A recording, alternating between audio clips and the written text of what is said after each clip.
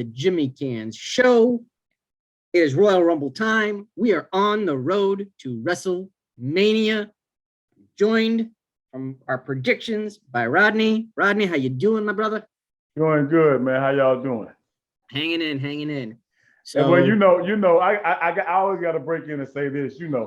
Aside from WrestleMania, because you have to give respect, but I would say as far as fun, pure fun, the Royal Rumble is my favorite. Oh, absolutely. It's my favorite of the year. I mean, WrestleMania is the biggest of the year, but the Rumble is my favorite. Absolutely, man. So I'm excited for this. The surprises, you never know what you're going to get. So let's get into it here. All right, Rumble is this Saturday, coming to us from St. Louis, Missouri, at the Dome at the America Center.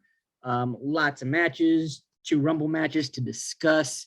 Let's get into it. We'll kick it off, and we will discuss the 30-woman Royal Rumble match. The winner will receive a main event title match of their choice at one of the evenings of WrestleMania. Interesting year. As always, with our Rumble thing, we'll do our surprise entrant, Final Fours, and overall winner. So we'll get into it here. Remember, in terms of the surprise entrant, it doesn't have to be a call-up or a totally new signing or return. They can be somebody that's currently signed to the main roster. Caveat is that they have to have been off of main roster television for at least 2 months. Also keep in mind, we got that Forbidden Door situation going on this year. And I'm going to get on my soapbox for a real quick second on the Forbidden Door thing. Get on up there, man. Tell them how you feel. All right. AEW kicked open the Forbidden Door recently, but they are not the first company to ever open that door. Please, you know what I mean? I think people right now, because WWE was really the only big name for so long, that they are, having an alternative is great. Don't get me wrong. But it seems like everything they do, they want to credit them as being this innovator and create. Old Vinnie Mac cracked open that Forbidden Door back in '91 when he had a relationship with that short-lived Japanese promotion, Super World of Sports. When he had, who was it? Kao and Katao or whoever it was, or no, it was Tatsuri and Katao come over and face Demolition at WrestleMania. And then they also, I think, co-promoted a couple of shows over in Japan together. That promotion fell under, but they did that co-promotion back in '91. Also in '91, WCW was co-promoting with New Japan. They had the Japanese Super Show. Tatsumi Fujinami. Yep. In '97, WWF worked with AAA at that January's Royal Rumble. You remember, they had a lot of AAA talent in that particular Rumble in San Antonio. Also in '97, WWF had the secret relationship with ECW, where Vince was, helping finance them a little bit. And there was also talent exchanges. If you remember, there was ECW stars that competed on Raw, some WWF stars that appeared on ECW TV, because Vince knew ECW's success would do more damage to WCW than it would do to him. So he worked with them. And also in '98, the WWF had that whole NWA invasion angle. If you remember, where NWO titles were being defended and changing hands on WWF program. All right. So, AEW is the first to reopen that Forbidden Door since 2001. Which I think is a great, great thing. But, they're not the first to do it. So I'm going to get off my soapbox now. Well, no. So it's probably, I absolutely agree. I absolutely remember each one of those events, and it's probably one of those situations where there's probably been just long enough where it can be. Well, it's been over 20 years. You know what I mean? So it's been a long time since there's been any kind of real Forbidden Door action. So it's like if somebody was to really come back now and just really make the Claw their finisher. I think it's been long enough to. It's old enough to be new again, I think. But anyway, who you got as your first surprise entrant, Rod? All right, I think it's the Royal Rumble 2022 will see the return of Bailey. Ah, the role model Bailey. That's a good one. That's a good one. I can definitely see it happening. I think I'm going to go a little outside the box here. All right. I'm not going to name anybody that I've already read reports of them trying to talk into, everything, because I know there have been reports that they're really trying to talk Ronda into making a return. Yes, And yes. everything. So I'm not going to, I'm not going to do the ones that are already kind of out there. I'm going to go out, we've seen the return from neck injury of Edge. We've seen Daniel Bryan be able to return to the ring, thought it was done because of the concussions. We've seen Corey Graves now get cleared. I'm going to say we see the return of Paige. Oh, okay. It's her house. And that would be that.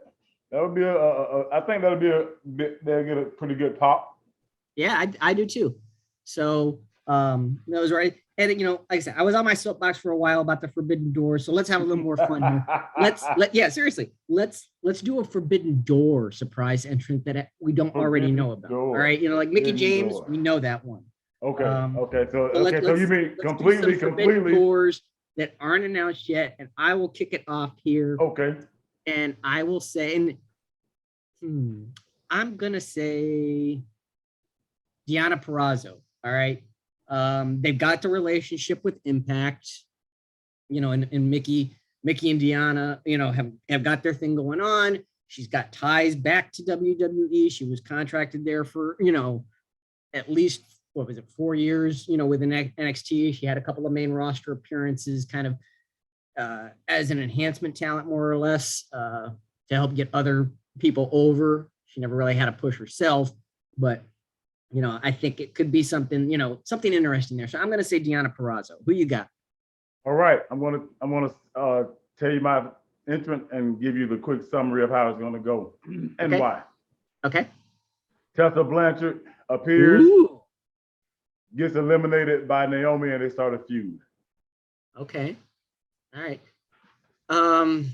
Only thing I will say with that is I have read that right now they're only interested in, they've got the relationship with Impact right now, but they're only interested in people within Impact that were also former WWE people. And Tessa really never was. So I don't know, you know what I mean? You could be onto something there. I don't know. But I'm just throwing that out there. It'll be a pretty big moment. Yeah. So, but anyway, all right. So let's go to our final fours. Rod, who are your final four?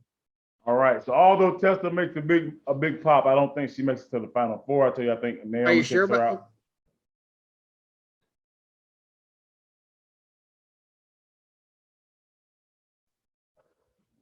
Okay. We still going? Yeah, I'm here. Okay. Yeah, but I have I have Naomi eliminating her, and so I'm going with Bailey, Mickey, Rhea, and Alexa. All right. You are when you sent me Bianca, Rhea, Bailey, and Paige. Tear the house down. Tear the house down. So I think it's going to be fascinating. And for me, so now, of course, we want to know who's going to walk away with it all. Yeah, who's going to walk away? For me, I think it has to happen at some point in time. I always talk in the men's rumble about, Hogan being a two-time winner, Orton being a two-time winner, Shawn Michaels being a two-time winner, Austin being the only. Eventually, a woman has to win more than one, right? And eventually, a woman has to win back to back. Right. So for that, I'm picking Bianca to go back to back. Back to back, Bianca, Triple B. Yep. All right. Well, I'm gonna ride with one of my picks from earlier, and I'm gonna say that Bailey walks away with it all. I think she returns and gets back in the title picture with that this Royal Rumble win. Okay. Sets up for a big showdown at WrestleMania with somebody, maybe Bianca. Because there's a Well, lot of who's she time. gonna? I mean, Bianca would have to get the title off somebody before Mania. There's a lot of time between now and Mania. A lot of time. I guess. So, and you know, I mean, we can wind up with between now and Mania, we can wind up with a fatal 5-way. True. Tornado match. So, Yeah. you know. All right. So next up, we will talk about the mixed tag. It is the It couple, Miz and Maurice, against the Grit couple, the Glamazon Beth Phoenix and the Rated R Superstar Edge.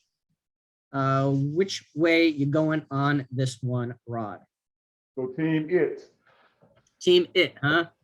Team Miz It. and Maurice. I am going Team Grit. I don't think that they pulled Beth off NXT and brought her back to lose. I think there was a reason for that. And, you know, this is the first time she's getting to team with her husband.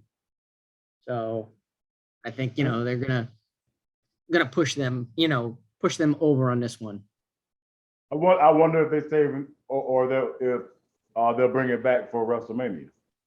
I mean, if you were going to save the mixed tag, I think they would have waited and saved that for Mania to begin with. I don't think you turn around and you do it at Rumble and then you wait and you do it again. I think there's already complaints about too much rinse and repeat. Oh yeah, that's what gives me pause to think they may. You might, Rabbit. You might. I hear you. All right. Next up, we will discuss the 30 men's Royal Rumble match. Again, winner will receive title match of their choice at one of the evenings of WrestleMania. We don't have as many known kind of surprises in this one, but we'll do the exact same thing. Like I said, we'll do our surprise entrant, our Forbidden Door surprise, Final Four, and overall winner. I'll kick this one off this time since you kicked it off last time.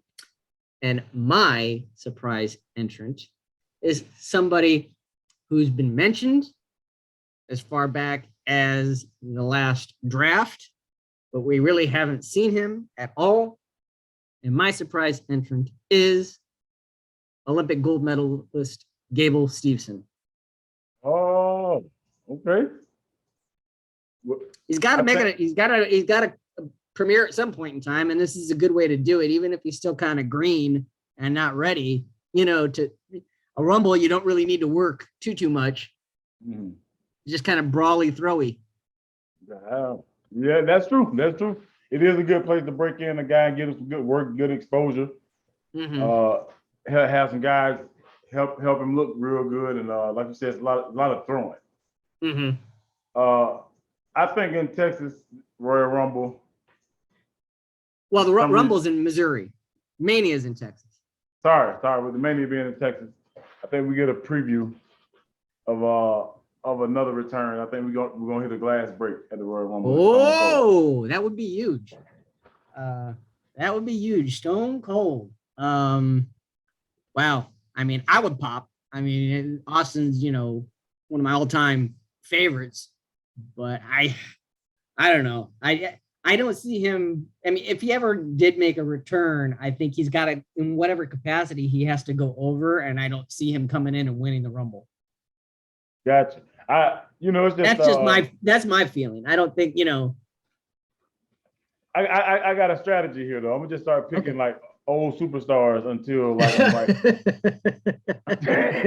All right, man. All right. So, with that said, who's your Forbidden Door surprise? Let's go. I'm staying true to my word. I'm picking The Rock. The Rock. Return of The Rock. Forbidden Door. Forbidden Door. How's he contracted? He's contracted to Hollywood. So we're gonna bring him back. We're gonna bring him. Right. Vince is doing. He's gonna do business with Hollywood. He's gonna do business with Hollywood, huh? So the great ones. So Austin and The Rock both back. Woo! All right, that's pretty crazy to think about. I'm gonna stay a little more grounded on mine. And All right. and I'm gonna say, like again, I'm gonna keep my head in the Impact frame and their Zone, the relationship Impact right zone. there, He's an and Impact zone. what I've heard about them wanting to only bring back, people that are also, former WWE people. And this is a guy I think that Vince would really like to try and lure back, especially now that he has gotten help and cleaned himself up and looks like $1,000,000 and everything. And that is W. Morrissey, or as WWE know him, Big Cass. He's 7 foot tall, and you can't teach that. Yeah, and he's got a lot more definition now. Yeah, like I said, he's jacked now. He's cleaned up his act. He's sober. He's got his head on straight. And like I said, Rumble I think would be a good outing for him, and might open the door for a potential return down the road when his contract comes due. Right, that would be kind of hot though. Yeah. So that's my Forbidden Door surprise, and my final four for this year's Rumble are Austin Theory, Big E, Sami Zayn, and Kevin Owens. Right. So I'm going Omos, Big E, and of course they're gonna bring back Rock and Austin. They'll be in the final four. Okay. That's an interesting final four. And who you got as your overall winner? No, but in all seriousness, I think Big E walks away with the Royal Rumble. Yeah, I agree with you on that. I think Big E walks away. And like I said, this is no slight on Big E at all. But I think if you've got a Rock or an Austin in there, you know what I mean? It's just like, I don't see how you can squash them. You know what I mean? Yeah. Austin already is a Hall of Famer. Rock is just whenever they decide to finally do it, which is my guess, it'll probably be next year when Mania is in Hollywood. That's when Rock will headline a Hall of Fame class. But yeah, you have Omos take both of them out, and Big E come up from behind and flip him over. Okay, boo. Boo. Book it. Book it. All right. Interesting. All right. Okay. So next up, we'll discuss the Raw Women's Championship match. Doudrop challenging against big time Bex herself, the man Becky Lynch. I will say Becky retains in this one. And probably in an underhanded way. Okay. I'm gonna go Doudrop because if not, this should have just been on Raw. Okay. Now, you have Doudrop winning the title, or do you have her winning by DQ or something along those lines? Is this a title change? Yeah, I'm gonna go title change. Okay. Royal Rumble title change. All right. Interesting. This way everybody can watch on Sunday just to see how wrong I am. Saturday.